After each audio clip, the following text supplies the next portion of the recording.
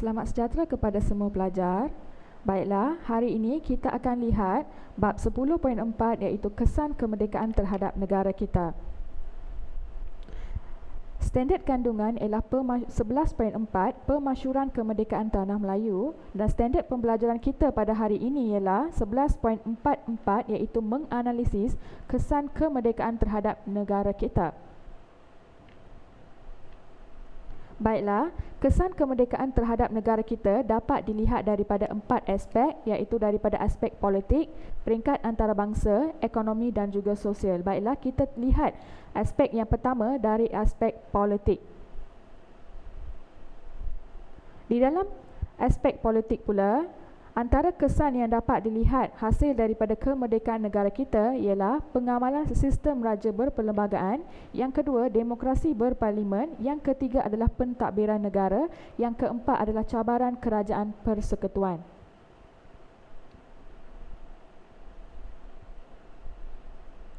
Kesan kemerdekaan terhadap politik ialah pengamalan sistem raja berperlembagaan, di mana Yang di-Pertuan Agong adalah menjadi ketua negara kita, baginda juga mempunyai bidang kuasa tertentu.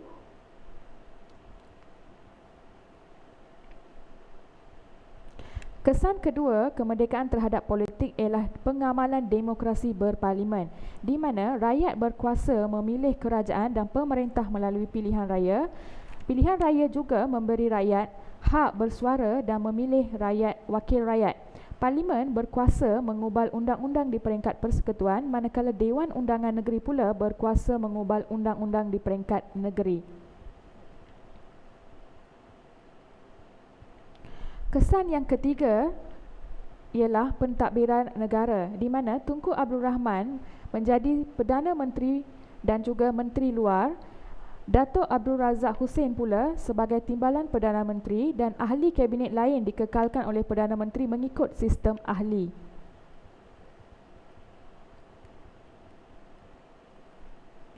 Kesan yang keempat ialah cabaran kerajaan persekutuan, di mana kerajaan menghadapi beberapa cabaran untuk menggantikan pegawai Eropah dengan rakyat tempatan, khususnya dalam bidang profesional, pendidikan tinggi, keselamatan dan juga pertahanan. Penggantian juga dilakukan secara berperingkat dengan melantik rakyat tempatan dalam pelbagai bidang pekerjaan di negara kita. Baiklah, kita lihat pula kesan kemerdekaan di peringkat antarabangsa pula. Okey, antara kesan-kesannya adalah perubahan dari aspek dasar luar Malaysia.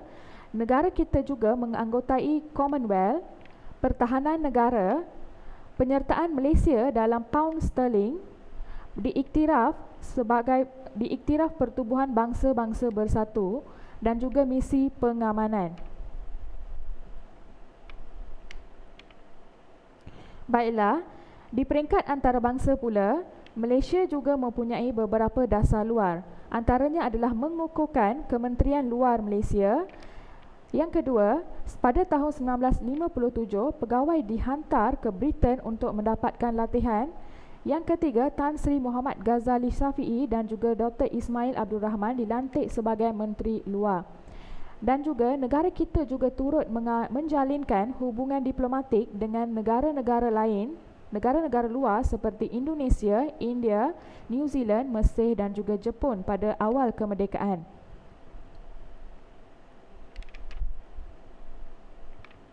Selain itu, negara kita juga menganggotai Commonwealth. Negara kita menyertai Commonwealth selepas merdeka. Tujuannya adalah untuk merapatkan hubungan sosioekonomi dengan negara anggota, mempamerkan komitmen terhadap isu yang dihadapi oleh negara anggota. Baiklah, kesan kemerdekaan terhadap negara kita dari aspek peringkat antarabangsa ialah pengukuhan pertahanan negara, di mana sebelum merdeka negara kita mempunyai kerjasama pertahanan dengan Britain, Australia dan juga New Zealand. Dan selepas merdeka juga, Tunku Abdul Rahman mengekalkan hubungan yang baik dengan negara Britain dan juga negara-negara Commonwealth. Demi keselamatan juga, negara kita membuat beberapa perjanjian pertahanan dengan Britain yang dinamakan sebagai Anglo-Malaya Defence Agreement AMDA pada tahun 1957.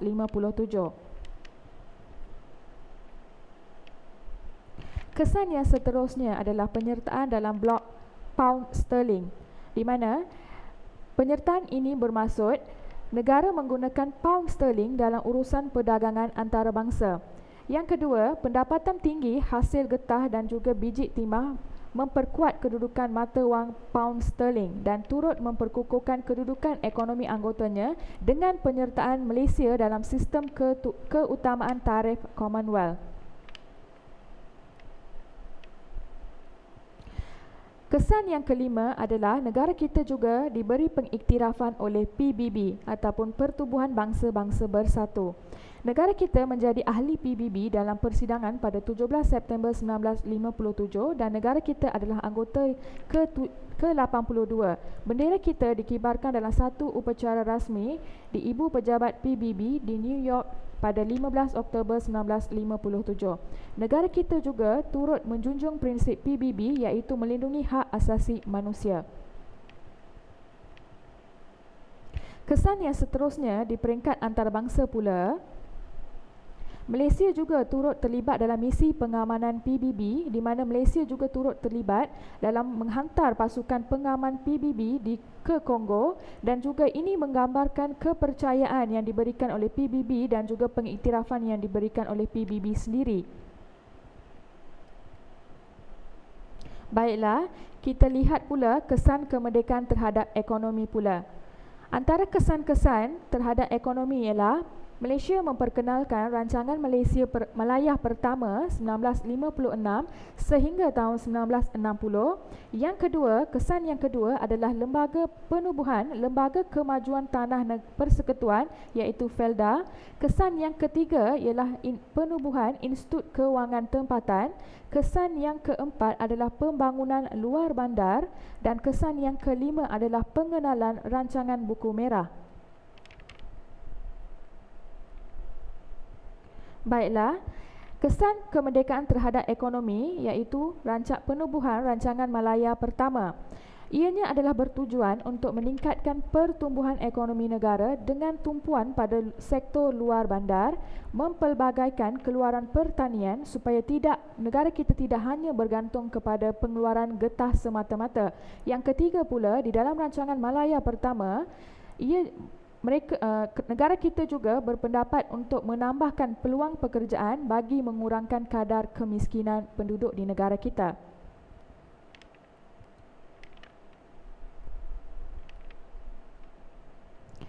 Kesan yang kedua ialah penubuhan Lembaga Kemajuan Tanah Persekutuan ataupun FELDA. Lembaga Kemajuan Tanah Persekutuan ataupun FELDA ditubuhkan pada tahun 1956 untuk memajukan tanah baru secara besar-besaran bagi pertanian dan pertempatan semula masyarakat. Keluarga dari kawasan luar bandar dipindahkan ke rancangan tanah FELDA untuk menanam getah dan juga kelapa sawit. Selain itu, kerajaan juga menyediakan perumahan dan juga kemudahan asas untuk peneroka-peneroka di FELDA. Kesan yang ketiga ialah penubuhan institusi kewangan tempatan di mana Malay National Bank ataupun Bank Kebangsaan Melayu pertama juga ditubuhkan untuk orang Melayu. Ianya ditubuhkan oleh Maruf Zakaria pada tahun 1956. Bersamaan 26 Januari, Bank Negara mula beroperasi. Ianya menyediakan persekitaran yang kondusif bagi menggalakkan kestabilan kewangan untuk pertumbuhan ekonomi negara kita.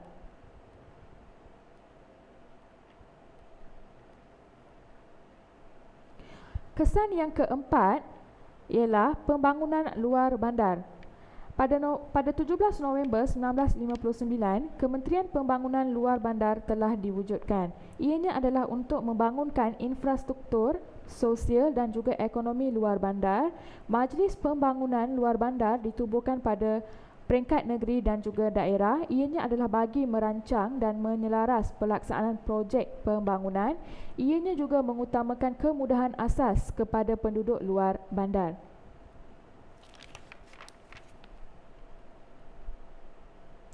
Kesan yang seterusnya dan terakhir bagi kesan ekonomi ialah rancangan Buku Merah. Buku Merah ini dilancarkan pada 25 Januari 1961 dan Buku Merah ini mengandungi projek berkaitan dengan kemudahan asas seperti jalan kampung, jambatan, surau, bekalan air dan juga elektrik. Buku Merah juga berperanan memantau projek pembangunan di luar bandar.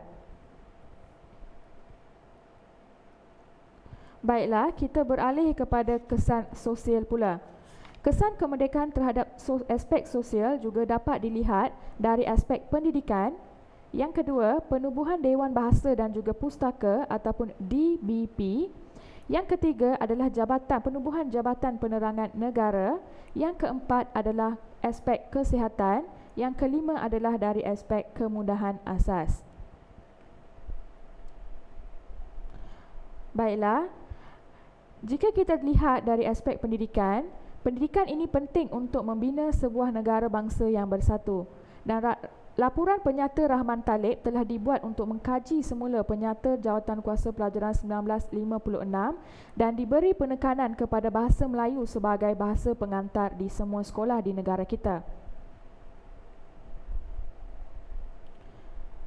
Kesan yang seterusnya juga dapat dilihat melalui penubuhan Dewan Bahasa dan juga Pustaka DBP dalam mengukuhkan kedudukan bahasa Melayu.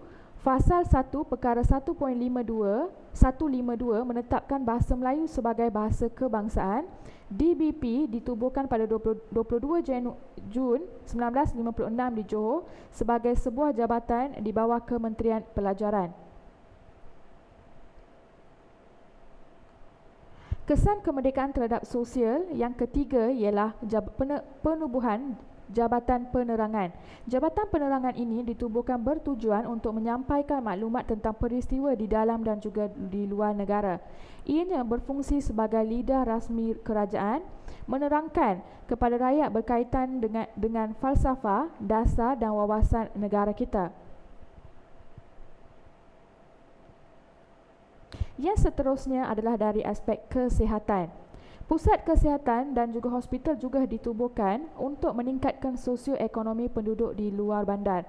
Pada tahun 1957, negara mempunyai sebanyak 65 buah hospital. Kementerian Kesihatan berperanan dalam memulihkan isu sosial serta pembangunan masyarakat demi kesejahteraan rakyat.